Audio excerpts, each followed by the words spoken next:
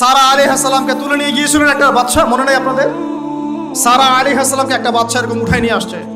আর সারা আলাইহিস সালাম সবচেয়ে সুন্দরী মেয়েদের একজন ছিলেন পৃথিবীর ইতিহাসে, ইব্রাহিম আলাইহিস সালামের স্ত্রী। তখন তিনি হাত বাড়াচ্ছে তার দিকে ধরার জন্য। আর সারা আলাইহিস সালাম তখন বলছে, দাঁড়ান, আমাকে 2 রাকাত নামাজ পড়তে দেন।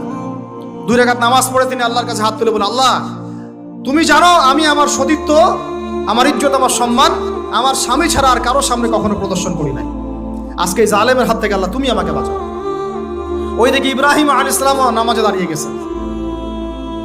ওই জালেম বাদশা যখনই হাত বাড়ায়, হাত অবশ হয়ে যায়, মাথা ঘুরে পড়ে যায়। 3বার 4বার চেষ্টা করেছে, তারপর পারে নাই। শেষে বলেছে, তোমরা আমার কাছে কাকে নিয়ে আসছো, নিয়ে যাও আমার সামনে থেকে। পরে উল্টা হাজরা আলাইহিস সালামকে হাদিয়া সহ দিয়ে পাঠায় দিচ্ছে। একটা মেয়ে চাইলে তার ইজ্জত সম্মান এভাবে রক্ষা করতে পারে।